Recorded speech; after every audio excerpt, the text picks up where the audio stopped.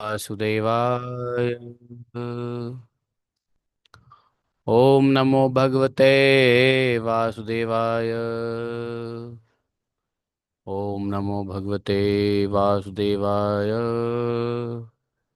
ओम नमो भगवते वासुदेवाय। नारायणं नमस्कृत्यं नरं चैवं नरोत्तमं देवीं सरस्वतीं व्यासं ततो जयमुदीरये।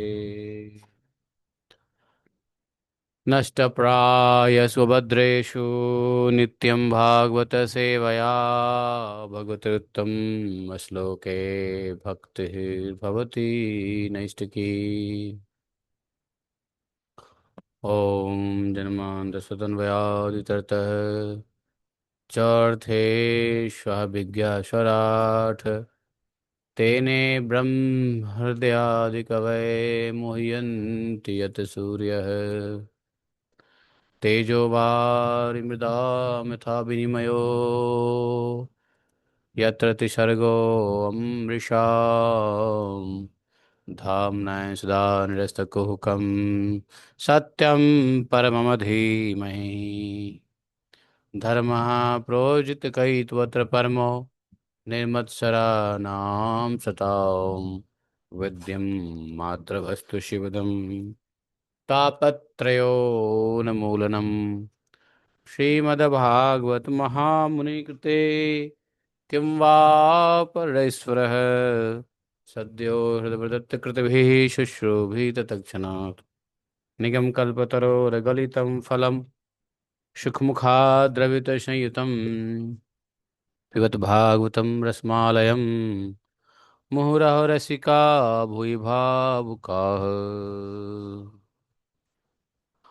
अहं सर्वस्य प्रभवो मत्तः सर्वं प्रवर्तते इति मत्वा भजन्ते मां बुधा भावा समन्विता मच्चित्ता मद्गतप्राणा बोधयन्तः परस्परं कथयतश्च मां नित्यं तुष्यन्ति च रमन्ति च तेषां सततयुक्तानां भजतां प्रीतिपूर्वकं ददामि बुद्धियोगं तं येन मापुयान्ति ते तेषामेवानुकम्पार्थम् अहम् अज्ञानजं तमः नाशयात्मभावस्थो ज्ञानदीपेन भास्वता अहमेवासमेवाग्रे नोऽन्यत् सतसत्परं पश्चादहं ते तस्य एव शिष्ये स्वस्म्यहम् ऋतेऽर्थं यत् प्रतीयेत न प्रतीयेत च आत्मनि तद्विद्यादात्मनो मायां यथा भाषो यथात्मः यथा महान्ति भूतानि भूतेषु चावचष्यनु प्रविष्टानि अन्यप्रविष्टानि तथा तेषु न तेष्वहम् एतावदेव जिज्ञासं तत्र जिज्ञासुनात्मना अन्यव्यतिरेकाभ्यां यत्स्यात् सर्वत्र सर्वदा हरे कृष्णा कृष्ण कृष्ण हरे हरे हरे राम राम राम हरे हरे।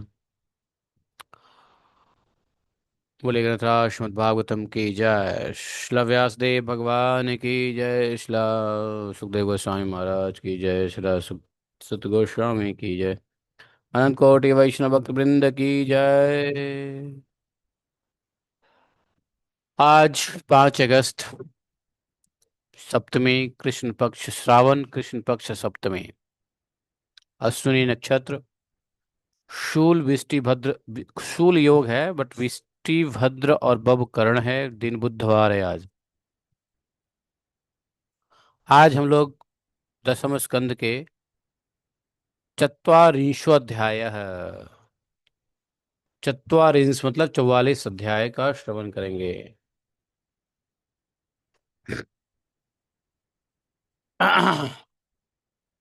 श्री सुकवाच एवं चर्चित संकल्पो भगवान मधुसूदनः आसादथ चाणूरं मुष्टिकं रोहिणी सुतः हस्ताभ्यां हस्तयोः बद्ध्वा पदभ्यामेव च पादयोः विचकर्षतुरन्योन्य प्रसह्य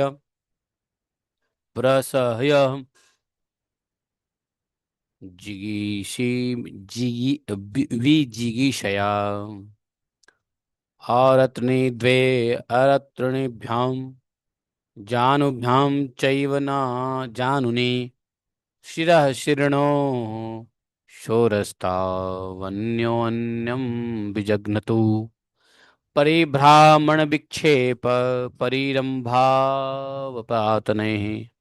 उत्सर्पणापसर्पणैश्चान्योन्य प्रत्यन्दतम् ॐ अज्ञानतिमिरान्धस्य ज्ञानाञ्जनशलाखया चक्षुरुन्मीलितं येन तस्मै श्रीगुरुवे नमः।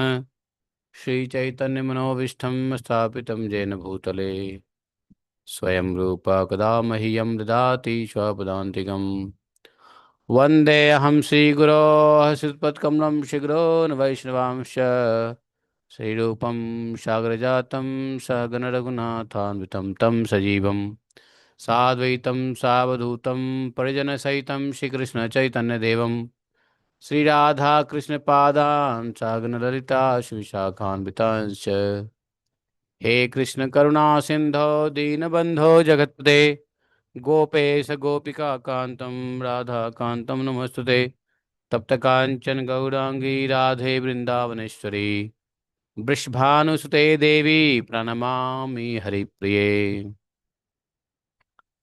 वाञ्छाकल्पतरुभ्यश्च कृपा सिन्धुभ्येव च पतितानां पावनेभ्यो वैष्णवेभ्यो नमो नमः।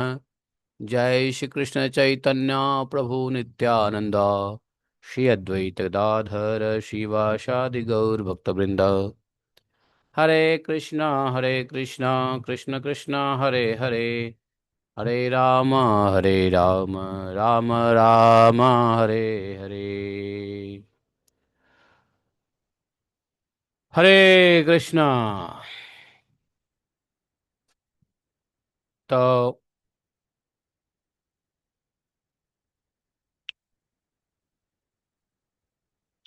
सुखदेव गोस्वामी महाराज कहते हैं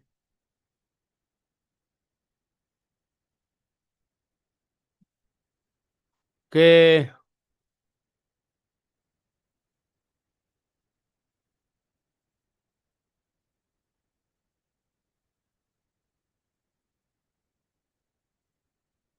परीक्षित जी,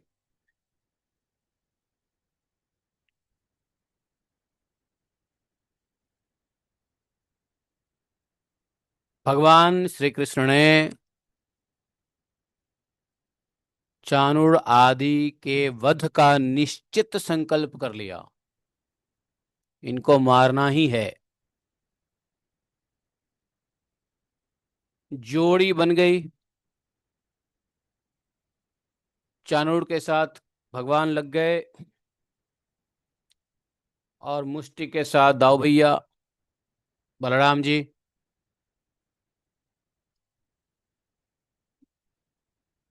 मल्ल युद्ध शुरू हो गया। युद्ध में जिस प्रकार से पैतरेबाजी होती है वैसी पैतरेबाजी चल रही है।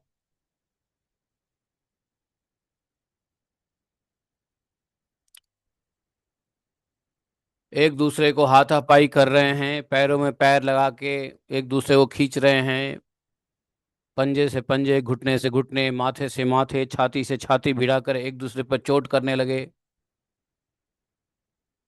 जिस प्रकार से नाना प्रकार के दाव पेच करते हैं, अपने अपने जोड़ीदार को पकड़कर इधर उधर घुमाते, दूर धकेलते, कभी जोर से जकड़ के लिपटते, उठकते पटकते, कभी छुटकर निकलते भागते, कभी छोड़कर पीछे हट जाते। इस प्रकार एक दूसरे को रोकते, प्रहार करते और अपने जोड़ीदार को पछाड़ देने की प्रयास करते हैं। कभी कोई नीचे गिर जाता तो कोई दूसरा उसे घुटने और पैरों में दबाकर उठा लेता, हाथों से पकड़कर ऊपर ले जाता, गले में लिपट जाने से धकेल देता और आवश्यकता पड़ने पर हाथ पांव इकट्ठे करके गांठ बांध देता। ऐसा।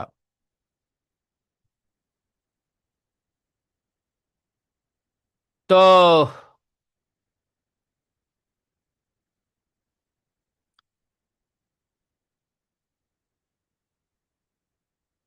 परीक्षित जी, इस दंगल को देखने के लिए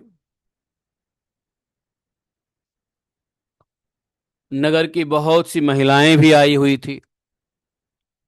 उन्होंने जब देखा कि बड़े बड़े पहलवानों के साथ छोटे छोटे बलहीन बालक लड़ाए जा रहे हैं, तब वे अलग अलग टोलियां बनाकर करुणावश आपस में बातचीत करने लगी। यहाँ राजा कंस के सभासद बड़ा अन्याय और अधर्म कर रहे हैं।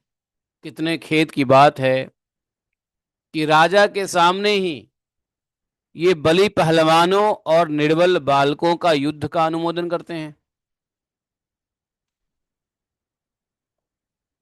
अरे बहन, देखो इन पहलवानों का एक एक अंग वज्र के समान कठोर है। ये देखने में बड़े भारी पर्वत से मालूम होते हैं, परंतु कृष्ण और बलराम तो भी जवान भी नहीं हुए हैं। इनकी किशोरावस्था है। इनका एक एक अंग अत्यंत अत्यंत सुकुमार है। कहाँ ये और कहाँ वे। हम्म। कहाँ ये और कहाँ वे मतलब जितने लोग यहाँ इकट्ठे हुए हैं देख रहे हैं, उन्हें अवश्य अवश्य धर्म उल्लंघन का पाप लगेगा। सखी, अब हमें भी यहाँ से चल देना चाहिए। यहाँ अधर्म की प्रधान जहाँ अधर्म की प्रधानता हो वहां कभी नहीं रहना चाहिए, यही शास्त्र का नियम है। नहीं तो अधर्म को देखने से अधर्म का दोष लगता है देखने वालों को भी। देखो, शास्त्र कहता है कि बुद्धिमान पुरुष को सभासदों के दोषों को जानते हुए भी सभा में जाना ठीक नहीं है, क्योंकि वहां जाकर उन अवगुणों को कहना, चुप रहना अथवा मैं नहीं जानता ऐसा कहने, ये तीनों बातें मनुष्य को दोष का भागी बनाता है। तो इस प्रकार से अ, कथा में हूँ महाराज, कोई अर्जेंट है क्या बताओ। अब मैं बाद में बात करता हूँ। तो जैसे कमल कोश पर जल की बूंदें, बोले सखियों, क्या तुम नहीं देख रही हो कि बलराम जी का मुख मुष्टि के प्रति क्रोध के कारण कुछ कुछ लाल लोचनों से युक्त हो रहा है, फिर भी हास्य का अनिरुद्ध आवेग कितना सुंदर लग रहा है। वैसे भगवान का चेहरा हमेशा हंसमुख रहता है, लेकिन हंसमुख चेहरा यदि क्रोध भी करे तो बोल रहे हैं कि क्रोध में तो है लेकिन हास्य अनिरुद्ध आवेग से और सुंदर लग रहा है। वल्गतः नहीं, वल्गता नहीं, पुण्यावत ब्रज भुवो यदयम नृलिंग गूढ़ पुराण पुरुषो वंचित्र माल्या गाह पालयन सबलः क्यणयंश वेणुं विक्रीडयाञ्चति गृत्ररमार्चिताङ्घ्रिः गोप्यस्तपः किमचरन् यदमुष्य रूपं लावण्यसारं समूर्धमनन्य सिद्धम् दृग्भिः पिबन्त्यनुसवाभिं वन नवपं तुराप एकान्तधाम यशसा श्रेयईश्वरस्य। आपस में ये महिलाएं बात कर रही है जो देखने आई है। बोली, हे सखे, सच पूछो तो ब्रज भूमि ही पवित्र, परम पवित्र और धन्य है, क्योंकि वहाँ ये पुरुषोत्तम मनुष्य के भेष में छिप कर रहते हैं और स्वयं भगवान शंकर और लक्ष्मी जी जिनके चरणों की पूजा करती हैं, वे प्रभु वहाँ रंग बिरंगे जंगली पुष्पों की माला धारण कर लेते हैं। अब बलराम जी के साथ बांसुरी बजाते, गौवे चराते और तरह तरह के खेल खेलते हुए आनंद से विचरते हैं। अरे सखी, पता नहीं गोपियों ने कौन सी तपस्या की थी, जो नेत्रों के दोनों से नित्य निरंतर इनके रूप माधुरी का पान करती रहती है। इनका रूप क्या है, लावण्य का सार ही तो है। संसार में या संसार से परे किसी का भी रूप इनके रूप के बराबर नहीं है, फिर बढ़कर होने की बात ही कैसी है। जब किसी का रूप इनके बराबर ही नहीं है तो इनसे अधिक कोई कैसे हो सकता है। सो भी किसी के संवारने सजने से नहीं। मान लो कोई सुंदर दिखे तो सजने संवारने से नहीं। इनके इनको ना तो कोई सजाया गया ना सजा, और ना तो कपड़े आदि बढ़िया पहनाए गए, बल्कि ये तो स्वयं सिद्ध हैं। और इस रूप को देखते देखते तृप्ति भी नहीं होती है, क्योंकि यह प्रतिक्षण नया होता जाता है। दिने दिने नवम नवम नमामि नंद संभवम है। प्रतिक्षण ये नया होता जाता है, नित्य नूतन। समग्र यश सौंदर्य ऐश्वर्य इसी के आश्रित है सखियों, परंतु इनका दर्शन तो औरों के लिए बड़ा ही दुर्लभ है। वह तो गोपियों के ही भाग्य में ऐसी है जो दर्शन हो रहे हैं।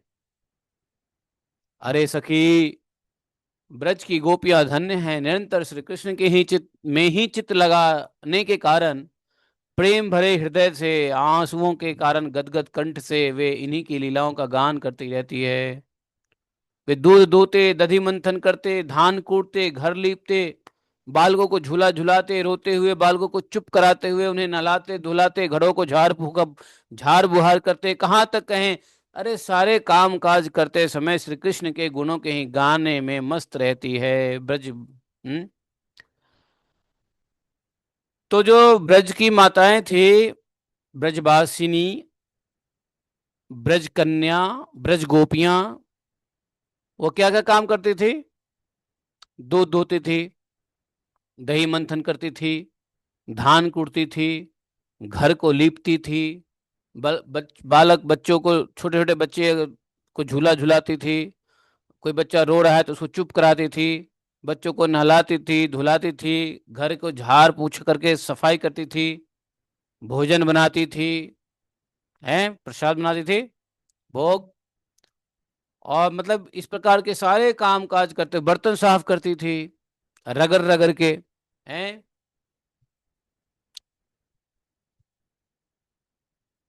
पहले के बर्तन होते थे पता है कैसे। पहले के बर्तन स्टील के नहीं होते थे, कांसे के होते थे, कांसे, ब्रास।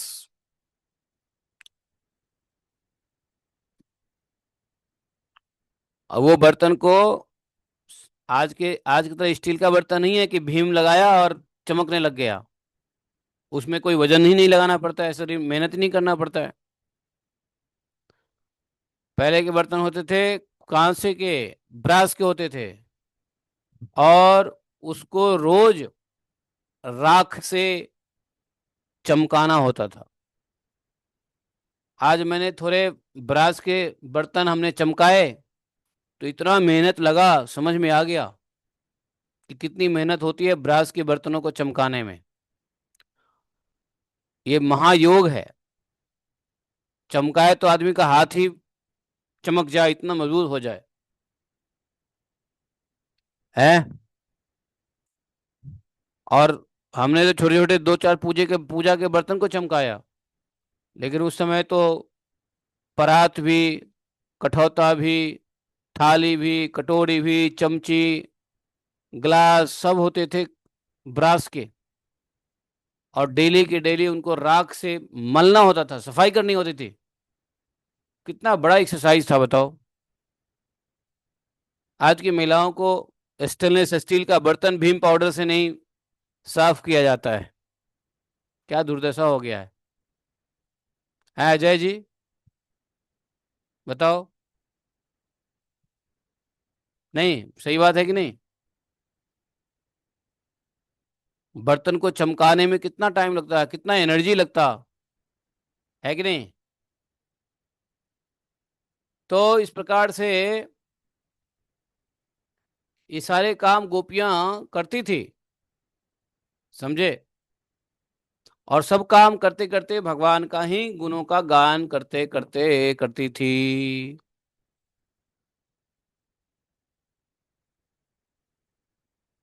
तो ये कानाफूसी कर रही है ब्रज की गोपियां मल्ल युद्ध के मैदान में, समझे। प्रातः व्रजाद् व्रजत अविष्टश्च सायं गोभिः समं कर्णयतोऽयस्य निशम्य वेणुम् निर्गम्य तूर्णमबलाः पथि भूरि पुण्याः पश्यन्ति ससमितमुखं सदयावलोकम् एव प्रभासमाणासु स्त्रीषु योगेश्वरो हरिः शत्रुं हन्तु मनश्चक्रे भगवान भरतवर्षभः। बोले कि ये श्री कृष्ण जब प्रातः काल गौओं को चराने के लिए व्रत से के वन में जाते और संध्या के समय लौटकर ब्रज में आते, तब बड़े मधुर स्वर से बांसुरी बजाते हैं और उनकी टेर सुनकर, बांसुरी से उनकी टेर, टेर मतलब पुकार बुलावा को सुन करके गोपियां घर का सारा काम का छोड़कर झटपट रास्ते में दौड़ आती है और श्री कृष्ण का मंद मंद मुस्कान एवं दया भरी चितवन से युक्त मुख कमल को निहार निहार कर निहाल होती है। और सचमुच गोपियां ही परम पुण्यवती हैं सखी। इस प्रकार से मथुरापुरवासिनी स्त्रियां आपस में बात कर ही रही थी। उसी समय योगेश्वर भगवान श्री कृष्ण ने मन ही मन शत्रु को मार डालने का निश्चय किया। स्त्रियों की ये भयपूर्ण बातें माता पिता देवकी वसुदेव भी सुन रहे थे।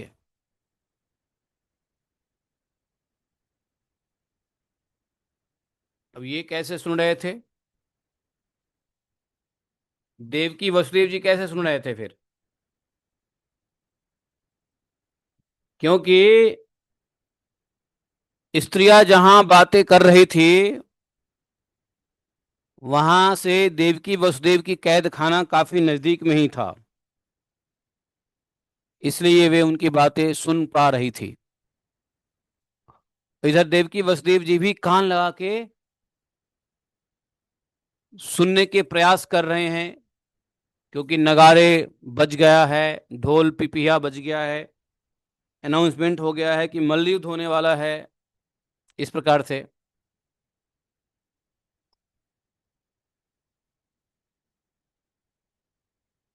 गोपियों गोपियां नहीं, मथुरा की स्त्रियों की इस प्रकार से आपसी बातचीत सुन करके देवकी माता पुत्र स्नेहवश विहल होकर शोक में मग्न हो गई। उनके हृदय में बड़ी जलन, बड़ी पीड़ा होने लगी, क्योंकि वे अपने पुत्रों के बल वीर को नहीं जानते थे।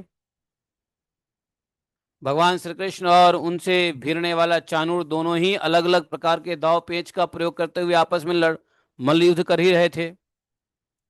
बलराम जी भी मुष्टिक से भिड़े हुए थे। भगवान के अंग प्रत्यंग वज्र से भी कठोर हो रहे थे और उनकी रगर से चाणूर की रग रग ढीली पड़ रही थी। बार बार उन्हें ऐसा मालूम हो रहा था मानो उनके शरीर के सारे बंधन टूट रहे हैं और उसे अपनी ग्लानि, बड़ी व्यथा हुई। अब वह अत्यंत क्रोधित होकर बाज की तरह झपटा और दोनों हाथों को घूसे बांधकर उसने भगवान श्री कृष्ण के छाती पे प्रहार किया चाणूर ने। लेकिन चाणूर के प्रहार से भगवान थोड़ा भी विचलित नहीं हुए। जैसे फूल के गजरे की मार से गजराज विचलित हो सकता है क्या? है? फूल का गजरा हो, गजरा समझ दो ना, गजरा, फूल की गजरे हो और उससे मारे हाथी को तो कुछ हाथी को फर्क पड़ेगा। वैसे ही भगवान ने भी चाणूर को दोनों भुजाएं पकड़ ली और उसे अंतरिक्ष में बड़े तेजी से कई बार घुमाकर धरती पर दे मारा। चाणूर के तो प्राण अंतरिक्ष में ही घुमाने से निकल गए थे। उसकी वेशभूषा अस्त व्यस्त, केश माला बिखर गई और जैसे इंद्रध्वज के समान गिर पड़ा।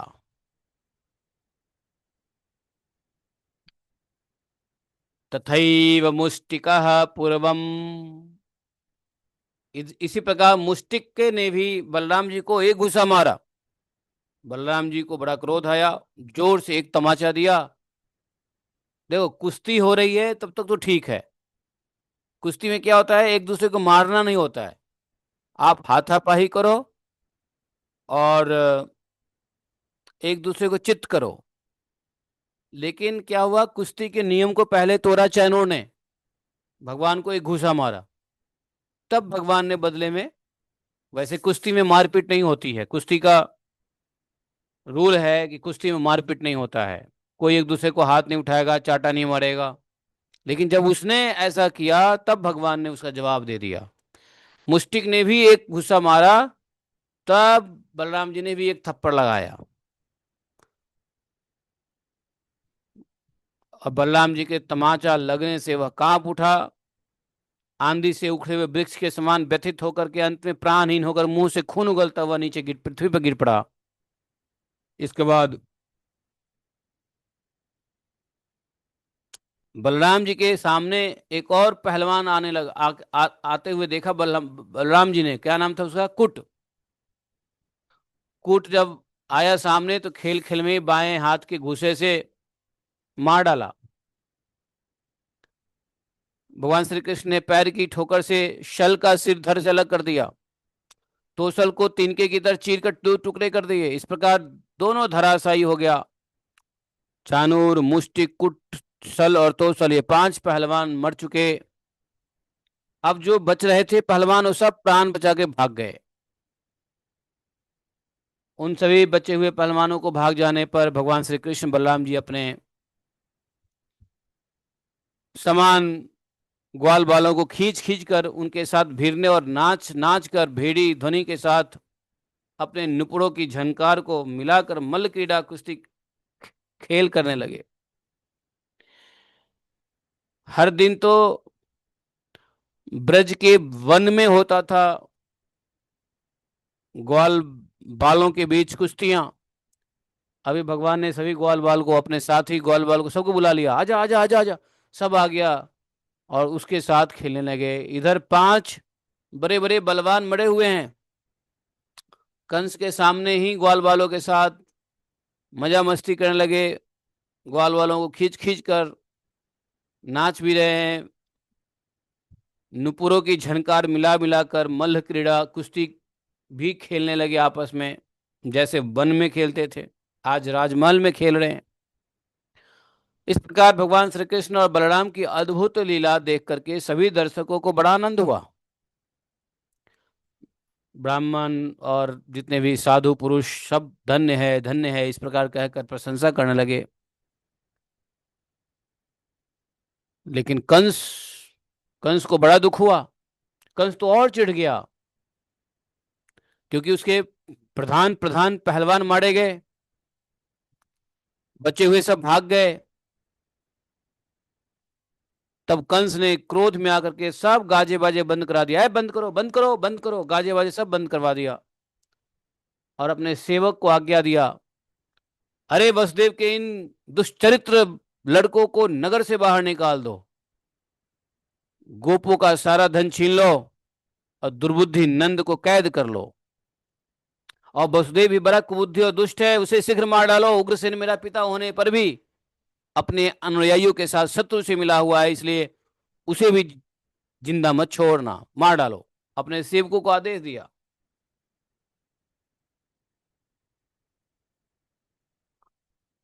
एवं विकथमाने वै कंसे प्रकुपितो अव्ययः लघिम्नोत्यत्यस्तरसा मंचम उत्तंगमारुतः तामाविशन्तमालोक्य मृत्युमात्मन् आसनात् मनस्वी सहसोत्थाय जगृहे सो अशीर्षमणि। अब कंस इस प्रकार से अपने सैनिकों सेवकों को आज्ञा दे करके अपनी गंदी जुबान से बढ़ बढ़ कर बातें बकवास कर रहा है।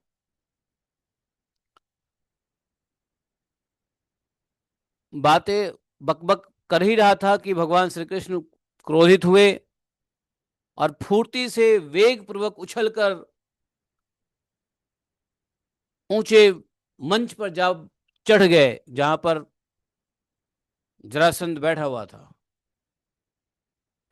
कंस ने देखा कि भैया मेरे मृत्यु स्वरूप भगवान श्री कृष्ण सामने आ गए। तब वह अपने सिंहासन से उठ खड़ा हुआ, हाथ में ढाल और तलवार उठा ली। हाथ में तलवार लेकर वह चोट करने का अवसर ढूंढता हुआ पैंतरा बदलने लगा। आकाश में उड़ते हुए बाज के समान वह कभी दाएं जाता तो कभी बाएं की ओर जाता। लेकिन भगवान का प्रचंड तेज अत्यंत दुष्ट है। जैसे गरुड़ सांप को पकड़ लेते हैं, वैसे ही भगवान ने बलपूर्वक पकड़ लिया कंस को। और इसी समय कंस का मुकुट गिर गया। भगवान ने उसके बाल पकड़े, केश पकड़े और उसे भी ऊंचे मंच से रंगभूमि में गिरा दिया। फिर परम स्वतंत्र और सारे विश्व के आश्रय भगवान श्री कृष्ण अपने मामा कंस के ऊपर चढ़ गए। जैसे ही भगवान कंस के ऊपर कूदे, कंस की तो मृत्यु हो गई। मतलब सबके देखते देखते भगवान श्री कृष्ण कंस की लाश को धरती पर उसी प्रकार घसीटने लगे जैसे सिंह हाथी को घसीटता है। उस समय सबके मुंह से हाय हाय की बड़ी उच्च आवाज सुनाई पड़ी। कंस नित्य निरंतर बड़ी घबराहट के साथ श्री कृष्ण का चिंतन करता रहता था। घबराहट के साथ कंस खाते पीते सोते चलते बोलते हंसते श्वास लेते सब समय अपने सामने चक्र हाथ में लिए भगवान कृष्ण को ही देखता रहता था। इस नित्य चिंतन के फलस्वरूप वह चाहे द्वेष भाव से क्यों न किया हो, उसे भगवान के उसी रूप की प्राप्ति हुई, सारूप्य मुक्ति, जिसकी प्राप्ति बड़े बड़े तपस्वी योगियों के लिए भी कठिन है। जो जिसका चिंतन करता है उसको वैसा ही बन जाता है। What you think what you become. ये भगवान का ही चिंतन करता था पिछले 12 साल से। पिछले 12 साल से भगवान का चिंतन करता था। 12 साल से अधिक हो गए थे भगवान का चिंतन करते करते। कंस के और भी छोटे छोटे भाई थे जिसका नाम था कंक, न्योघ्र। ये सब 8 छोटे भाई था कंस का। वे अपने बड़े भाई का बदला लेने के लिए भी क्रोधित हुआ और बलराम कृष्ण की ओर दौड़ पड़े। जब बलराम कृष्ण ने देखा कि वे बड़े वेग से युद्ध के लिए आ रहे हैं, तब उन्होंने अपना परिघ उठाकर वैसे ही मार डाला जैसे सिंह पशुओं को मार डालता है। जब कंस ही मर गया तो उसके भाई छोटे मोटे क्या है। आकाश में दुंदुभियां बजने लगी। भगवान के विभूत स्वरूप भगवान भगवान के ही विभूति स्वरूप शंकर, ब्रह्मा आदि देवता बड़े आनंद से पुष्पों की वर्षा करते हुए भगवान की स्तुति करने लगे। अप्सराएं नाचने लगी। कंस और उसके भाइयों की स्त्रियां अपने मृत्य अपने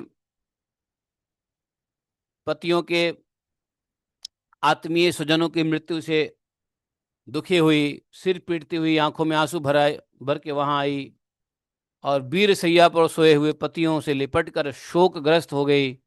बार बार आंसू बहाती हुई उच्च स्वर से विलाप करने लगी, हा नाथ है मेरे प्यारे, हे धर्मज्ञ, हे करुणामय, हे नाथ वत्सल, आपकी मृत्यु से हम सब की मृत्यु हो ही गई है। आज हमारे घर उजड़ गए, हमारा संतान अनाथ हो गया। इस नगर के आप स्वामी थे, आपके विरह से इसके उत्सव समाप्त हो गए। मंगल चिन्ह उतर गए इस पुरी में के मथुरा के।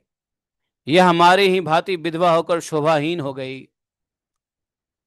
आपने निरपराध प्राणियों के साथ घोर द्रोह किया था। पत्नी बोल रही है कंस के लाश के ऊपर और अन्य अन्य जितने मर गए सबके ऊपर। उनकी पत्नियां बोल रही है कि आपने निरपराध प्राणियों के साथ घोर द्रोह किया, अन्याय किया था। आपकी गति इसीलिए हुई है। सच है, जो जगत के जीवों से द्रोह करता है उसका अहित करता है, जगत के जीवों का अहित करता है, ऐसा कौन पुरुष है जो शांति पा सकता है? ये भगवान श्री कृष्ण जगत के समस्त प्राणियों की उत्पत्ति प्रलय के आधार हैं, यही रक्षक भी हैं। जो इनका बुरा चाहता है, वो उनका जिन जो इनका तिरस्कार करता है, वो कभी सुखी नहीं हो सकता। मरने के बाद ये सब ज्ञान दे रही हैं, वैसे जिंदा में भी ज्ञान देती रही होगी, लेकिन असुर लोग कहाँ पत्नी की बात सुनते हैं।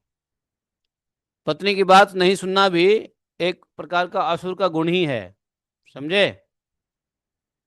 जो पत्नी की बात ना सुने वो असुर के जाति में ही आ सकता है, क्योंकि यही पत्नी मंदोदरी देखो कितना समझा रही थी रावण को, है?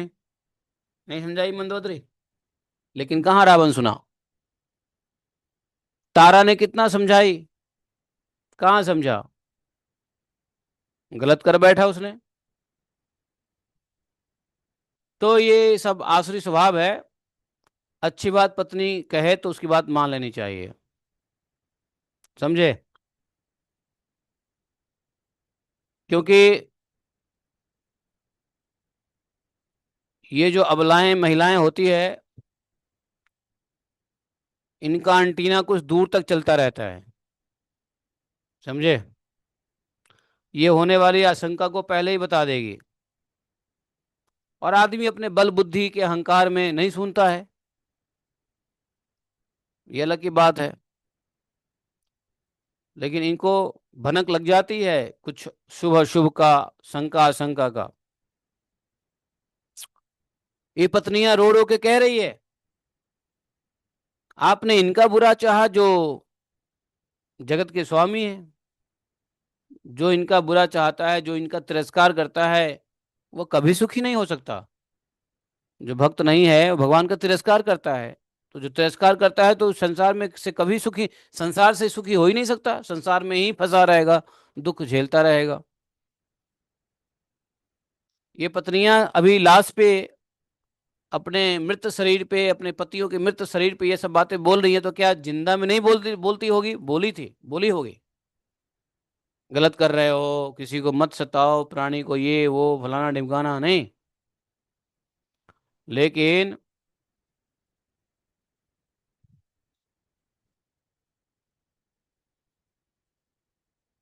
लेकिन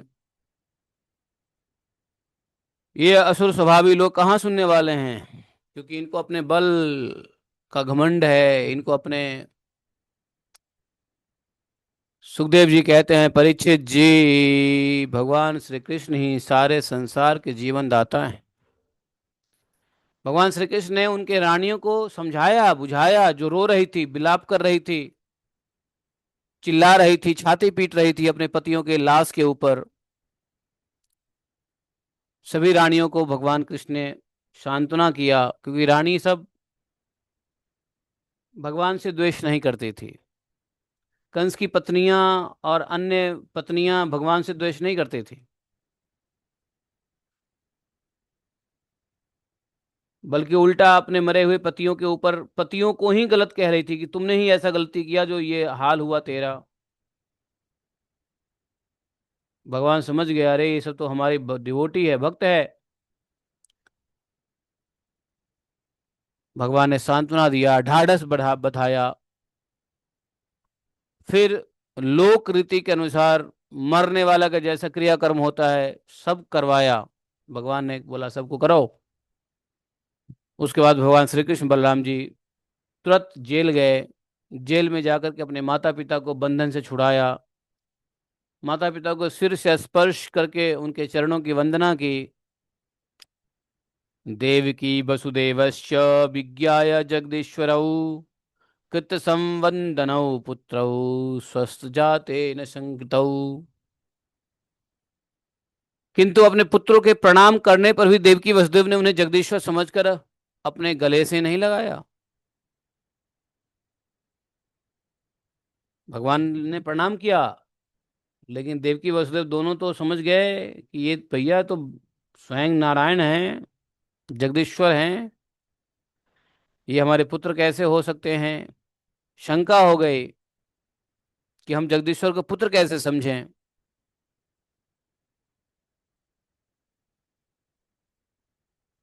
देखो, यहां पर एक बात समझने की है।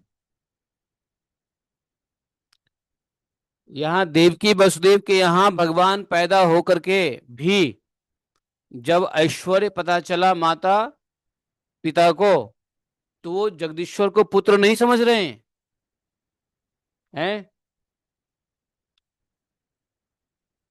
फिर भी भगवान को पुत्र नहीं समझ रहे, जो कि भगवान ने चरण स्पर्श किया, अपने सर को माता पिता के चरण में लगा करके प्रणाम किया, दंडवत साक्षात। लेकिन फिर भी देवकी वसुदेव भगवान को जगदीश्वर ही समझ रहे हैं, नहीं ये मेरे पुत्र नहीं, जगदीश्वर हैं ये तो।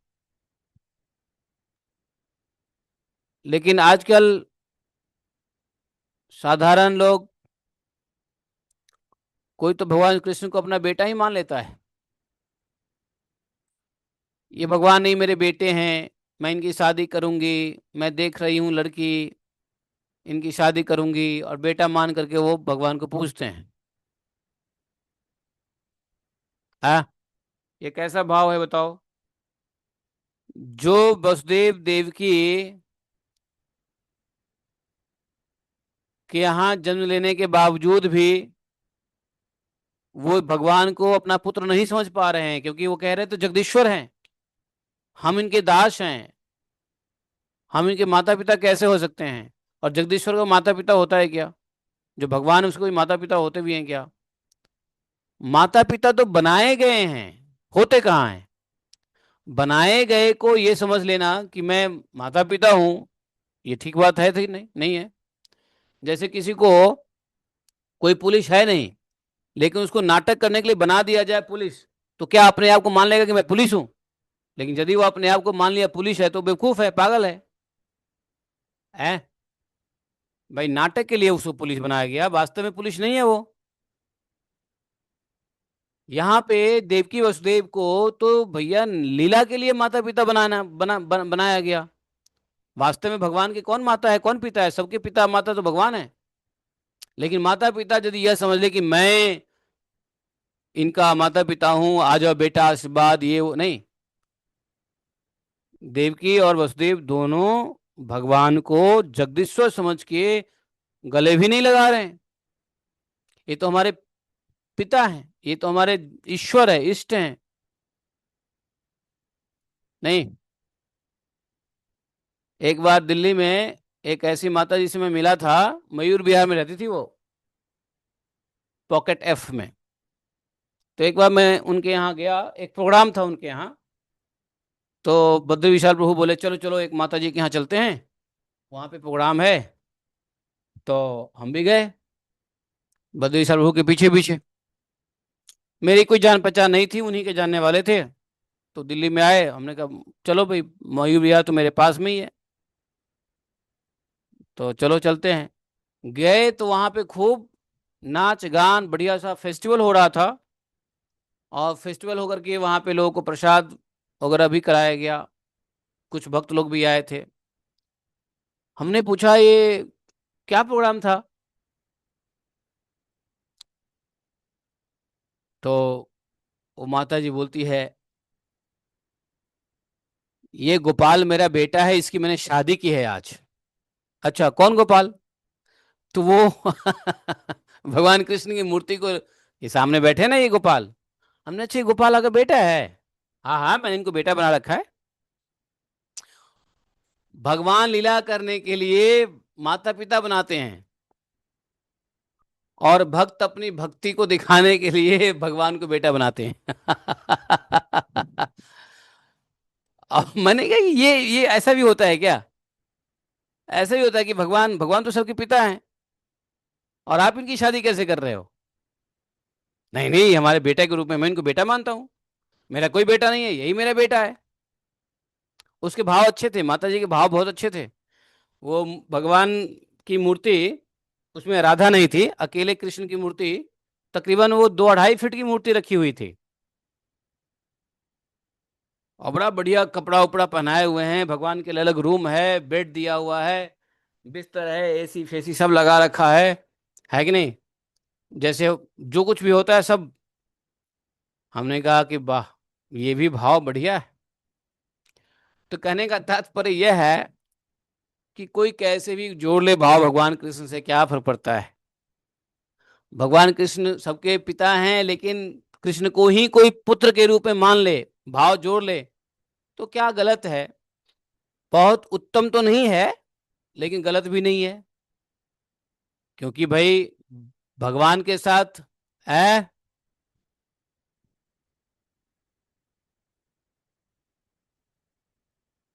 क्या क्या। भगवान के नाम के सिंदूर लगा के मैंने कृष्ण से अपना विवाह किया। ये ये सब फेनेटिसिज्म है, ठीक है। ये सब बकवास है, फेनेटिक है, ठीक है कि नहीं। जीवेर स्वरूप नित्य कृष्णदास, जिसको चैतन्य चरतामृत नहीं आती है, नहीं पढ़ा है, जो चैतन्य चरतामृत में भगवान चैतन्य महाप्रभु ने जो बातें कही है, संबंध ज्ञान दिया है, भाई तुम नित्य दास हो। और दास हो तो फिर ठीक है, पत्नी के रूप में दासी बने रहो, कोई दिक्कत नहीं है। वैसे तो किसी भी रूप से भाव जोड़ के रखो। है, जब जब आसुरी भाव भी ठीक है भगवान की प्राप्ति के लिए, तो पत्नी ही बन गए तो क्या दिक्कत है। भगवान के हाथ से सुंदर लगा लो, भगवान का मूर्ति उठा के अपने मांग में लगा लो, बोलो कि ये पति है, कोई बात नहीं है। कोई बात नहीं है। तो आप हर क्षण अपने पति का याद करिए, वो भी ठीक है। यदि यदि इसमें भी, इस भाव में भी यदि वह हर क्षण, वास्तव में हर क्षण वो भगवान के बिना कहीं जाए ना, भगवान के बिना खाए ना, पति मानते हैं, तो वो साधारण पति तो है ही नहीं भगवान। भगवान तो बहुत, भगवान को बेटा मानते हो तो साधारण पुत्र तो नहीं है भगवान। कि भाई तुम जो है ना, बेटा को थाली दे दोगे, खुद किचन में जाकर के बैठ जाओगे, नहीं। वो तो ऐसे पुत्र हैं जिनको तो बैठ के खिलाना पड़ेगा, 1 मिनट के लिए छोड़ना नहीं पड़ेगा। और आप बेटा को घर में ताला लगा के चले जाते हो, तो बेटा कहेगा। अब बताओ, जो माता भगवान को बेटा मान रही है, शादी कर रही है, फंक्शन कर रही है, इतना खर्चा कर रही है, संतों को बुला के खा रही, हमको बद्री विशाल प्रभु रोक रहे हैं, अरे ऐसे मत बोलो, क्यों इतना बातें करते हो, शांत रहो, बैठो बैठो। वो तो कई जगह हमको रोकते थे, और हम नए नए भक्त थे, तो हम तो बोल देते थे। तो वो हमको हमको पैर पे हाथ पकड़ लेते थे, "ए, शांत रह, चुप रह, बैठ बैठ बैठ, प्रसाद खा।" तो वो समय था। लेकिन आज हम भी नहीं बोल पक सकते हैं। तो कहने का मतलब यह है कि ठीक है, कोई दिक्कत नहीं है, आप बेटा बनाइए। लेकिन एक बात बताइए, आपके घर में यदि बेटा है बैठा हुआ, तो क्या आप फ्लैट में ताला लगा के जाओगे बाहर मार्केट में? हाँ, भाई आपके घर में बेटा है तो बाहर से ताला लगा के जाओगे आप? नहीं जाएगा कोई। बेटे को कहा, बेटा पीछे से लगा लियो, आ रहे हैं हम। अब जैसे भगवान बैठे हैं, बेटा बनाया है, तो आप उनको ताला लगा के चले जा रहे हो। है, बिजली बिल ज्यादा ना आ जाए इसलिए एसी बंद करके जा रहे हो। क्यों? बेटा है तो एसी चला के जाओ ना, 24 आवर एसी रहना चाहिए बेटे के लिए। बेटे के लिए और भी बहुत कुछ करता है आदमी, तो वो सब क्यों नहीं कर रहे हैं? कहीं जाना है तो बेटे को किसी और के यहाँ रख देंगे, तू जरा बेटे को देख लियो, हम आते हैं। तो हमारे भगवान को बेटा बनाते हो, तो ऐसे भगवान साधारण बेटा नहीं है जो किसी को भेज दे दोगे सेवा करने के लिए, ताला लगा दोगे, घर में एसी नहीं चला के बैठोगे, पंखा भी बंद करके चले जाओगे। तो कहने का तात्पर्य है कि जो पति मानता है भगवान को, और उनके नाम की सिंदूर लगाता है, तो उनके नाम की सिंदूर लगा लो या उनके नाम का कुछ भी लगा लो तो ठीक है। भगवान तो है ही सबके पति। उसके पति क्या, भगवान है ही सबके पति। लेकिन पति जैसा व्यवहार भी होना चाहिए। वो पति ही नहीं है, परम पति हैं। तो और भी व्यवहार देखो, लेकिन और भी व्यवहार यदि अच्छा होता है तो भी ठीक है, कोई दिक्कत नहीं है। हर समय भगवान की चेतना में रहते हैं तो बढ़िया है। चाहे कोई भी रिलेशन बना के रखो, चलेगा, भाव में कोई दिक्कत नहीं है। लेकिन यदि चैतन्य महाप्रभु की भाव को देखेंगे और उनकी शिक्षाओं को देखेंगे, तो कोई भी भगवान को अपना ना बेटा बनाएगा, ना अपना पति बनाएगा, ना अपना कुछ बनाएगा। भगवान को हमेशा बाप ही समझेगा, परम पिता ही समझेगा। और हम जीव हैं तो हमारा सिर्फ काम है सेवा करना, दास हैं हम, दास दास, जीवेर स्वरूप नित्य कृष्ण दास। सिर्फ आप दास हैं, उनको प्रसन्न करने के लिए आपको काम करना है बस। तो ये सब फेनेटिसिज्म नहीं चलेगा। तो मैं क्यों ऐसा कह रहा था, दिल्ली वाली माता जी तो अब शायद नहीं रही, शरीर छोड़ दिया। ये बात 20 साल पहले की है। तो उन्होंने शरीर भी छोड़ दिया होगा, क्योंकि काफी वृद्ध थी जब भी, काफी वृद्ध हो गई थी वो। 60 65 साल की थी जब। तो कहने का मतलब यह है कि उनको सदगति मिली होगी यदि निरंतर भगवान की चेतना बनी। उनके बेटे नहीं थे, बिना बेटा कोई संतान नहीं था, उनके हस्बैंड भी मर गए थे, तो भगवान को ही अपना मानती थी। भाव सही था।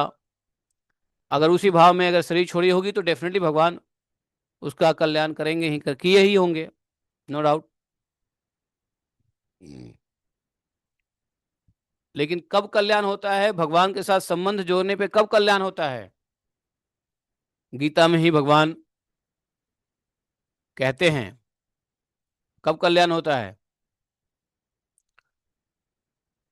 गीता का कौन सा श्लोक है? गीता में एक श्लोक है, भगवान ने कहा है, अनन्य चिंतयन्तो माम जे जनाः पर्युपासते। ऐसा श्लोक है ना? कौन सा श्लोक है वो? नौवें अध्याय में होना चाहिए वो, देखो। अनन्यास चिंतयन्तो माम जे जनाः पर्युपासते। हाँ, 90। हाँ, तेषाम नित्याभियुक्ता नाम योग क्षेमम वहामि हम। बहुत बढ़िया। तो 9 अध्याय का 22वां श्लोक है। तो अगर इस तरह की अनन्य चिंतन तो यदि होता है, ये नहीं कि 16 माला कर लिया साइड में रख दिया, 22 माला कर लिया, 32 माला कर लिया, लंबी गहरी सांस लेने लगे, आज तो 32 माला हो गया। 16 माला हो गया तो नाचने लगी, आज तो 16 माला हो गया। 16 माला हो गया, 2 घंटे तक चिंतन किया, लेकिन 22 घंटे क्या किया? 64 माला कर लिया 10 घंटे बैठ के, लेकिन बाकी के 12 घंटे क्या किया? हैं? तो बात ये नहीं है कि भगवान ने कोई माला का नंबर तो डिसाइड नहीं किया है। हाँ, आचार्यों ने डिसाइड किया है, तो आचार्य जो कहे उसकी बात माननी चाहिए, लेकिन भगवान ने तो कोई माला का डिसाइड नहीं किया कि इतनी माला करो या ऐसा करो वैसा करो। भगवान ने तो सीधा कह दिया, भैया हम तुम्हारी देखभाल तभी करेंगे जब तुम अनन्यस चिंतयन्तो माम, मतलब विदाउट ब्रेक, अनन्य भाव से निरंतर मेरी चिंतन करते हुए मेरी उपासना करोगे तो। भगवान का ये कंडीशन है। लेकिन अनन्य भाव से निरंतर चिंतन कैसे होगा? इसके लिए आदत डालने के लिए हम जैसे नियोफाइट के लिए आचार्य लोग कुछ संख्या दे देते हैं कि चलो 16 माला करेगा तो 16 माला करते करते उसकी चेतना जो है ना अनन्यस चिंतन तो हो जाएगी, और किसी के बारे में चिंता नहीं करना पड़ेगा। भगवान का कंडीशन है।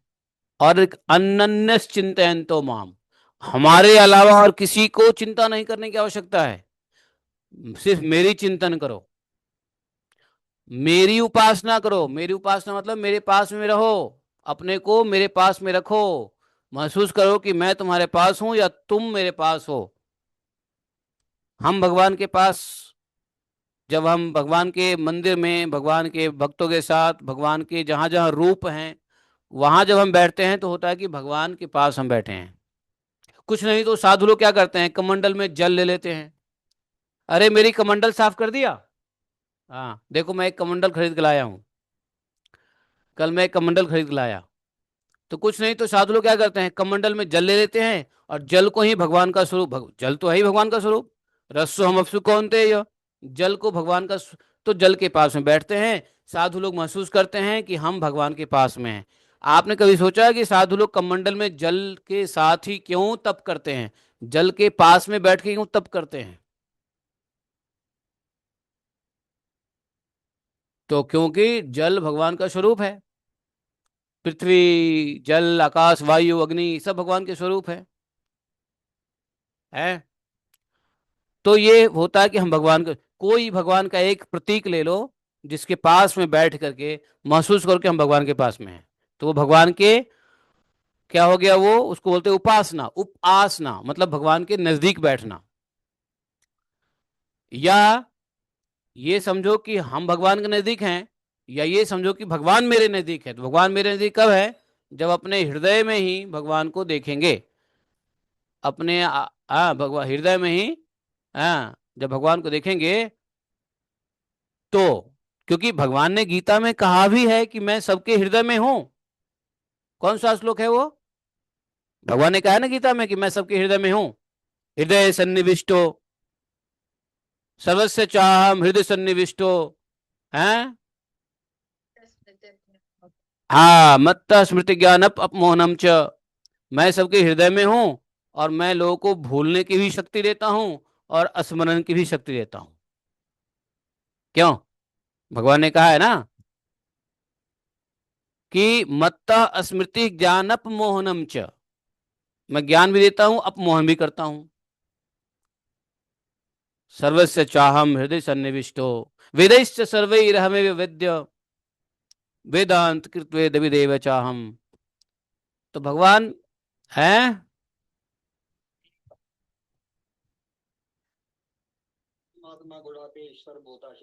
हाँ, 10वें अध्याय में है। यस, 10वें अध्याय में है। यस, 10वें अध्याय में अहम आत्मा गुड़ा के सर्वभूत सय स्थित। हाँ, अहम आदिश्च मध्यश्च भूतानाम अंत एव च। बताओ, मतलब भगवान ने 10वें अध्याय में भी कह दिया। अरे गीता में तो भगवान चिल्ला चिल्ला के समझा रहे हैं, बेटा मैं कहा हूं देख तो ले। और सुनो, 18वें अध्याय में भगवान ने कहा है, एक श्लोक और याद कर लो। ईश्वर सर्वभूता नाम हृदय देशे अनु अर्जुन तिष्ठति भ्रामयन् सर्वभूतानि यंत्रारूढ़ानि मायया। है 1861 1861 में देखो, वहां भी भगवान ने कहा है। तो मतलब एक ही बात को भगवान तीन तीन जगह कह के, मतलब कहते हैं तीन सत्य सत्य। किसी कोई चीज 3 बार रिपीट हो जाती है तो सत्य वचन हो जाता है। तीन सत्य सत्य हो, है कि नहीं? तो 15 15 में देख लो, 1861 में देख लो, और 10 20 में देख लो। भगवान एक ही बात कह रहे हैं कि मैं सभी प्राणियों भगवान क्यों कह रहे हैं? इसलिए कि समझो कि मैं तुम्हारे पास हूं। और भगवान जब अपनी विभूति दिखाते हैं तो इसलिए विभूति दिखाते हैं कि तुम जब जहां रहो वहां मुझे अपनी उपासन समझो, मतलब मेरे नजदीक में ही हो, ऐसा समझो। तो भगवान ने इसलिए कह दिया कि भैया मैं तुम्हारी रक्षा, मैं तुम्हारी योगक्षेम तभी करूंगा जब तुम मेरा निरंतर अनन्य भाव से सदा मुझ में लगे रहोगे। और जब मुझ में ही लगे रहोगे तब मैं तुम्हारे पास जो है उसकी रक्षा करूंगा, और जो तुमको आवश्यक है उसको दूंगा। भक्तों को योग कहा। योग मतलब जो उनके पास नहीं है उसकी प्राप्ति को योग कहते हैं, है ना? योग संजोग। संजोग ऐसा हुआ कि मुझे रुपए मिल गए, संजोग ऐसा हुआ कि हमें अच्छी पत्नी मिल गई, संजोग ऐसा हुआ कि हमें अच्छा घर मिला। तो संजोग क्या होता है? ये कोई चीज, इच्छा, जरूरत की वस्तु को मिल जाना ही संजोग कहते हैं, योग कहते हैं। तो भगवान ने क्या कहा? योग। और भगवान ने एक शब्द और कहा, क्षेमम। तो क्षेम क्या कहा? क्षेम। क्षेम का मतलब होता है कि जो हमारे पास है भगवान उसकी रक्षा करते हैं। योग का मतलब हुआ जो आवश्यक है उसको देते हैं, जिस चीज की आवश्यकता होती है भगवान उससे मिलाते हैं, देते हैं। और क्षेम उसको कहते हैं जो हमारे पास है उसकी रक्षा करते हैं, योग क्षेम करते हैं।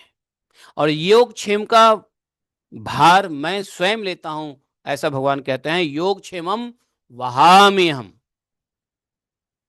लेकिन उसका एक कंडीशन है, नित्या अभियुक्ता नाम। ये नहीं कभी कभी, नित्या, निरंतर, अनन्या। 3 कंडीशन है। अनन्या, मेरे अलावा किसी और की चिंता नहीं करना है। दूसरा नित्य, है।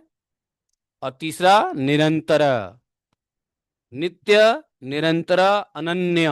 ये तीन बातें भगवान ने बताई। अनन्या चिंतयन्तो माम ये जनाः पर्युपासते तेषां नित्य अभियुक्तानां योगक्षेमं वहाम्यहम्। आहा, क्या बात। भरोसा नहीं होता हम लोग को, हमें खासकर भरोसा नहीं होता भगवान की इन वचनों पे, इसलिए तो भटक रहे हैं। अगर भरोसा हो जाए तो काहे को भटके, काहे को माया में फंसे हैं। और फिर जब भगवान हमारी रक्षा नहीं करेंगे, अरे हम इतने दिन से माला खटखटा रहे हैं, हरे कृष्ण कृष्ण कृष्ण हरे हरे, हरे राम राम, हमारी रक्षा नहीं हो रही है। अरे हम क्या बढ़िया स्वस्थ थे और अभी अस्वस्थ हो गए हैं, तो हमारी भगवान ने हमारी स्वास्थ्य की रक्षा कहाँ की है। कुछ भक्त कह सकता है। एक बार मैं एक जगह किसी इस्कॉन मंदिर में या कहीं इस्कॉन भक्तों के कॉन्ग्रेगेशन में एक बार मैं लेक्चर दे रहा था, क्लास। तो क्लास में एक भक्त हाथ खड़ा करके कहता है कि प्रभु जी आपने तो कहा है कि, और क्लास भी ऐसी थी जिसमें मैंने कहा कि देखो, योग चाहे कोई भी हो, भक्ति योग हो, अष्टांग योग हो, कोई भी योग हो, योग का पहला बाई प्रोडक्ट है हेल्थ। हेल्थ सही रहेगा, ये बात मैंने बड़ा जोर से इम्फेटिकली बोल दिया। और उसमें मैंने कंडीशन नहीं बताया, उसमें कंडीशन है, कंडीशन नहीं बताया। तो एक भक्त हाथ खड़ा करके कहता है मैं तो भक्ति में आया हूं तब से मेरी हालत खराब हो गई है। लिटरली सबके सामने बोलता है कि मैं जब से भक्ति में आया हूं तब से मेरी तबीयत खराब हो गई है। हमने कहा क्या तबीयत खराब हो गई है। तो कहता है जी इन्फ्लुएंजा हो गया है, इन्फ्लुएंजा हो गया है। तो मैंने कहा सुनो, तुम्हारा इन्फ्लुएंजा पता है क्यों हुआ है। सबके सामने बताया मैं। तो बोले बताइए क्या। अच्छा आप सब इस बात से एग्री होगे। मैंने कहा तुम तिलक लगाते हो। जी हाँ। कितने तिलक लगाते हो। तो 12 तिलक, 13 तिलक लगाता हूँ। और वो तिलक, वो मेरे ख्याल से अ, भक्ति भक्ति भक्ति क्या नाम है, भक्ति विकास महाराज का शिष्य था। तो भक्ति विकास महाराज बड़े स्ट्रिक्ट होते हैं, जानते हो। वो अगर आपके कंधे पे बढ़िया से तिलक नहीं लगा हुआ है तो दीक्षा नहीं देते, बोले कि जाओ पहले तिलक लगाना सीखो। तो जितने भी उनके भक्त लोग होते हैं शुरू शुरू में, अभी तो नहीं पता है, पहले बड़े बड़े तिलक लगाया करते थे। मतलब 15 मिनट तो तिलक लगाने में जाता था, बढ़िया बढ़िया बढ़िया पान के पत्ते की तरह बनाते तुलसी पत्ता, ऊपर से बनाते विष्णु पद। तो मैं देखा उसका। और हमने कहा सुनो ये बढ़िया तिलक करते हो ना। तो हाँ। तो सुबह सुबह नहाने के बाद तुम तिलक करते हो, तो तिलक के बाद क्या करते हो। तो कहा नहीं तिलक के बाद कुछ नहीं करते, कपड़ा पहन लेते हमने। नहीं, कपड़ा पहनने और तिलक लगाने के बीच में क्या करते हो। कहता है कुछ नहीं करता हूं। हमने कहा झूठ मत बोलो, करते हो तुम है। तो हमने कहा कि सुनो मैं बताता हूं क्या करते हो तुम पंखे के सामने बैठते हो और अपने तिलक को सुखाते हो। सर की तिलक, बाजू की तिलक सुखाते हो ना कपड़ा पहनने से पहले। हाँ प्रभु जी सही पता है, सही कहा सही कहा सही कहा। क्योंकि हमें पता है जो तिलक लगाएगा ना दाएं बाएं बढ़िया से, तो तिलक मिट ना जाए इसके लिए वो क्या करेगा, फैन के नीचे बैठ जाएगा। आप समझ रहे हैं मेरी बात को, आप लोग भी करते होंगे पक्की बात है। कि तिलक, तो अब नहा के आया, तिलक किया, पंखे के सामने बैठ गया और उसकी बॉडी थी कफा बॉडी। तो मैं समझ गया ये नहाने के बाद पंखे के सामने बैठने से क्या होता है मालूम है, बॉडी में इन्फ्लुएंजा, हे फीवर पकड़ लेता है, वायरस पकड़ लेगा, समझे। तो हमने कहा तुम ये काम मत करो। तो फिर प्रभु जी टाइम नहीं होता है, तिलक मिट जाएगा, कपड़ा पहन लूंगा, और अगर ऐसे बॉडी सुखाने के लिए रखूंगा तो बहुत टाइम लगेगा, ऑफिस जाना होता है, ये वो फलाना ढिमकाना। हमने कहा तुम देखो, अब मैनेज करो क्या करना है, लेकिन तुम ऐसा करो। तो कहना तो क्या होता है कि भक्ति में आने के बाद मिस्टेक हम करते हैं, भक्ति में आने के बाद मिस्टेक हम करते हैं, और हम कह सोचते हैं कि भक्ति में आने के बाद हमारे स्वास्थ्य खराब हो गया। अरे भाई कहीं ना कहीं तुम्हारे ही कर्मों में कहीं कोई गड़बड़ी हुई है जहां से स्वास्थ्य खराब हुआ है। नहीं तो योग का तो पहला होता है कि भैया योग में स्वास्थ्य पहला बाई प्रोडक्ट होता है। चाहे कोई भी योग करो, you have to become healthy first. फिर उसको बताया मैं, फिर क्या करना है। हमने एक काम करो, तिलक करने के बाद 2-4 राउंड सूर्य नमस्कार कर लेना, तो शरीर में हीट आ जाएगा और सूख जाएगा। और जानते हो सूर्य नमस्कार कर लेने से, नहाने के बाद थोड़ा एक्सरसाइज कर लेने से बॉडी अपने आप हीट हो जाती है, सूख जाता है त्वचा, जल्दी सूख जाता है। और वैसे भी एक्सरसाइज कर लेने से क्या होता है, जिसको सर्दी जुकाम है फीवर है, तो उसका एक ही इलाज है, इन्फेक्शन है तो एक ही इलाज एक्सरसाइज। और खासकर कफा वालों के लिए एक्सरसाइज कर लो, वो ठीक हो जाएगा। मैं भी जब एक्सरसाइज नहीं करता हूँ तो मेरे को पकड़ लेता है, लेकिन एक्सरसाइज कर लेता हूँ तो ठीक हो जाता है।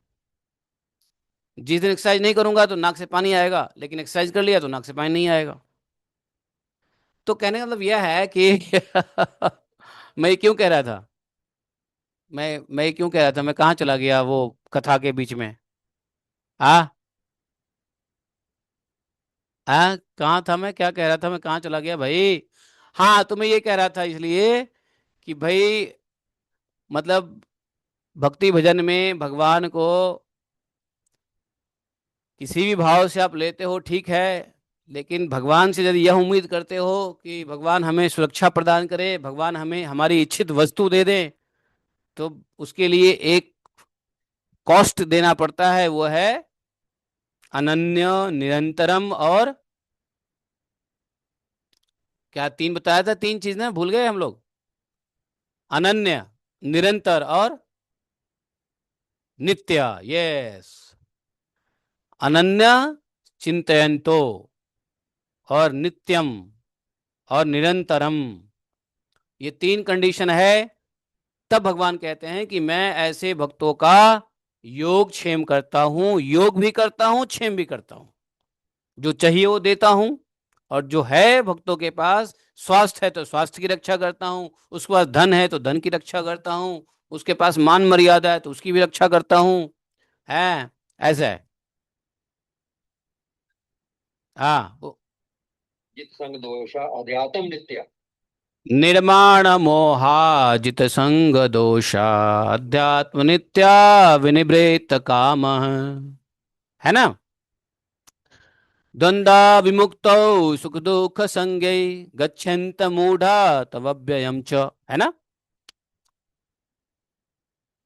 तो आपने जो यह श्लोक निकाला है, निर्माण मोहा जितसंग दोषा, जो मनुष्य अहंकार और मोह से मुक्त हो चुके हैं, ऐसा कहा है भगवान ने कि निर्माण मोहा जितसंग दोषा, जिन्होंने आसक्ति त्याग दी है, जिनको मोह माया से ऊपर उठ गए, निर्माण मोहा, अहंकार मोह से मुक्त हो चुके हैं, और जिन्होंने आसक्ति को दोष पर विजय प्राप्त कर लिया है, आसक्ति से जो दोष होता है वो उस पर विजय प्राप्त कर लिया है, जो सदा आत्म तत्व में स्थिर रहते हैं, अध्यात्म नित्या विनिवृत्त काम, और जिनकी भौतिक कामनाएं समाप्त हो गई है, द्वंद्व विमुक्ता सुख दुख संज्ञा।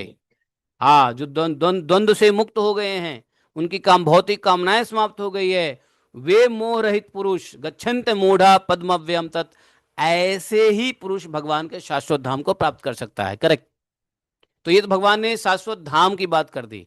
वो मैंने कहा योगक्षेम की बात, कि संसार में रहते हुए भगवान योगक्षेम करेंगे, उसके लिए यह कंडीशन है।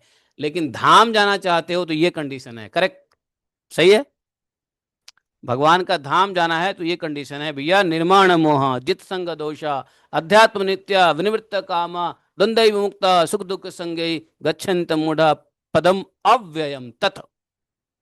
उस अव्यय पद को, गोलोक धाम को, वही भक्त प्राप्त करेगा जो सुख दुख से ऊपर उठ गया है, संसार के द्वंद्व से मुक्ति मिल गई है, किसी प्रकार की कामनाओं से, हर प्रकार की कामनाओं से निवृत्त हो गया है, और नित्य अध्यात्म में लगा रहता है, आसक्ति नहीं है, मतलब आसक्ति को जीत लिया है, जित संग दोषाह, और जो निर्मोही हो गया है, निर्माण मोहा। और बताओ। मुझे हाँ, मास्टर जी आपकी क्लास में बच्चे सब हैं जो एक्टिव, हाँ, जो भी अच्छा। तभी आता है पढ़ाने वालों को भी, या पढ़ने वाले भी थोड़ा बहुत इंटरेस्ट लेके आ, पार्टिसिपेट करें ना। तो आप कह रहे हो कि ये मेरी क्लास है और ये सारे यहाँ बच्चे पढ़ने वाले आए हैं, है? ये ये मेरी ऐसी क्लास है जिसे मैं स्वयं पढ़ रहा हूँ, है कि नहीं? हाँ। इवन देन नहीं, इवन दैट इज ट्रू कि मैं खुद पढ़ रहा हूँ और आप लोग बस उसी, आप साथ साथ पढ़ रहे हो और साथ साथ हमें भी पढ़ा रहे हो। वास्तव में टीचर तो आप लोग हो, है कि नहीं? तो जो ऑडियंस होता है वही टीचर होता है, स्टूडेंट ही टीचर है एक्चुअली, जानते हो? स्टूडेंट जो होता है, विद्यार्थी बढ़िया से कब पढ़ सकता है? जब वो सिंसेरिटी से पढ़े। अच्छा स्टूडेंट वही होता है जो सिंसेरिटी से पढ़े। लेकिन अच्छा टीचर कब होता है? वही स्टूडेंट टीचर कब होता है? जब वो पढ़ाने लग जाए। तो अच्छा स्टूडेंट बनने के लिए सिंसियर स्टडी चाहिए, लेकिन अच्छा टीचर बनने के लिए उसको कुछ स्टूडेंट चाहिए। तो स्टूडेंट होने से ही टीचर अच्छा बन जाएगा। है कि नहीं? और नहीं तो स्टूडेंट, अगर स्टूडेंट को स्टूडेंट ही रहना है तो उसको फिर अपने सिंसियरली स्टडी करनी पड़ेगी। तो आप लोग सिंसियरली खुद स्वयं कर रहे हैं आप लोग। बाकी तो टीचर के लिए बेस्ट गुरु है उसका स्टूडेंट, है कि नहीं? ऐसा होता है। तो बहुत बढ़िया है, सही बात है। तो किधर जाना है? गोलोक धाम जाना है। अव्यय पद को देख जाना है तो फिर देख लो भगवान का कंडीशन क्या है। अगर चाहते हो भगवान आपकी रक्षा करे, योग क्षेम करे, तो फिर आपकी इच्छा की वस्तु दे दे और आपके वस्तु की रक्षा करे, तो देख लो कंडीशन क्या है। सारे कंडीशन भगवान ने कह दिया है पहले ही। नहीं, और क्या चाहिए? इससे ज्यादा भगवान से क्या कहलवाओगे? तो यहां पर मैं इसलिए कह रहा था कि देवकी और वसुदेव जी को जब भगवान ने प्रणाम किया, तब भी देवकी वसुदेव जी ने भगवान को जगदीश्वर समझ के हृदय से नहीं लगाया। उन्हें शंका हो गई कि हम जगदीश्वर के पुत्र कैसे समझे जगदीश्वर को। जिसको जगदीश्वर का मतलब समझ में आ जाए उसको पुत्र हम कैसे समझे? उसको उसको अपना, हम तो दास हैं, वो तो परम पिता है। पिता मानना चाहिए, जगदीश्वर को पिता माने। जिसको भगवान के बारे में पता चल जाए वो वास्तव में भगवान को अपना पिता ही समझेगा, अपना रक्षक समझेगा, अपना सुहृद जगदीश्वर समझेगा, न कि पुत्र। समझे? तो अब कुछ लोग पति मान ले और पति मान के सारा नॉनसेंस करने लगे। पति से जिस तरीके से लड़ाई करते हैं वो इसी तरीके भगवान से भी लड़ाई करें। तो कोई पूछेगा भैया भगवान से क्यों लड़ाई कर रहे हो? अरे हम अपने पति से लड़ाई कर रहे हैं, उसमें क्या है? पति से लड़ाई होती रहती है, हर घर में होता है पति से लड़ाई। तो ये कैसा रिलेशन जोड़ रहे हो? जैसे सांसारिक पति का रिलेशन। सांसारिक पति का रिलेशन भगवान से कैसे जोड़ सकते हो आप? सांसारिक पुत्र का रिलेशन भगवान से कैसे जोड़ सकते हो? है? लेकिन अगर जोड़ लिया और कंडीशन फुलफिल कर लिया तो उद्धार होना निश्चित है, इसमें कोई शक नहीं है। यहां पर अध्याय समाप्त हो जाता है, 44वां अध्याय। 45वें अध्याय में हम लोग कल बैठेंगे। अब जो है भगवान का यज्ञोपवीत संस्कार होगा, जनेऊ संस्कार होगा, द्विज संस्कार होगा, और गुरुकुल में प्रवेश करेंगे भगवान। शहर में माता पिता को बच्चों की पढ़ाई की टेंशन होती है, गांव वाले बच्चों माता पिता को कोई टेंशन नहीं होता, बच्चा पढ़े ना पढ़े भाड़ में जाए, या फिर पढ़ेगा तो अपने नसीब से पढ़ेगा। लेकिन शहर में बच्चों को, माता पिता को बच्चों की पढ़ाई की बात हो, जैसे ही यशुदेव वसुदेव यशोदा, वसुदेव और देव की बाहर आए, सब कुछ नॉर्मल हुआ, तो चिंता हुई कि बालक इतना बड़ा हो गया, अभी इसको द्विज का संस्कार नहीं हुआ, जनेऊ नहीं हुआ है, चलो जनेऊ कर दो। उसके बाद हुआ कि अभी तक पढ़ा ही नहीं है, बच्चा 12 साल का हो गया, अभी तक स्कूल नहीं गया। तुरंत स्कूल भेज दिया गया। समझे? नंद बाबा लोगों को इतनी टेंशन नहीं है स्कूल में भेजने की। गांव वालों को न गांव में स्कूल होती थी पहले, आनंद बाबा को क्या है स्कूल भेजना, अपना तो काम है गैया चराना, गैया ही माता, गैया ही पिता, गैया ही सब कुछ।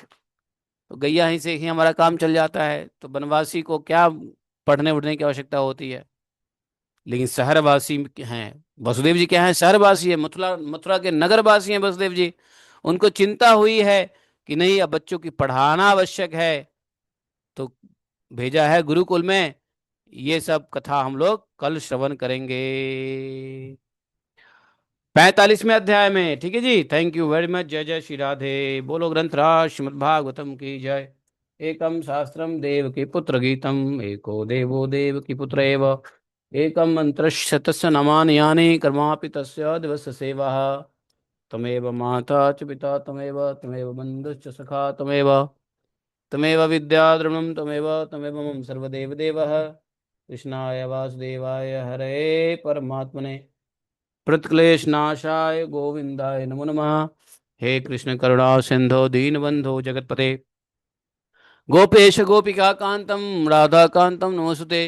तप्त कांचन गौरांगी राधे वृंदावनेश्वरी, वृषभानुसुते देवी प्रणमामि हरिप्रिये। वाञ्छाकल्पतरुभ्यश्च कृपा सिन्धुभैव च, पतितानां पापनेभ्यो वैष्णवेभ्यो नमो नमः। जय श्री कृष्ण चैतन्य प्रभु नित्यानंद, श्री अद्वैत गदाधर श्रीवासादि गौर भक्तवृंद। हरे कृष्णा कृष्ण कृष्ण हरे हरे, हरे राम राम राम हरे हरे। जयति ते अधिकं जन्मना व्रज, श्रयत इंदिरा शाश्वतत्रयी। दयितदृश्यतां दीक्षुतावका, मृता सवास्त्वां विचिन्वते। शरदुदासै साधुजात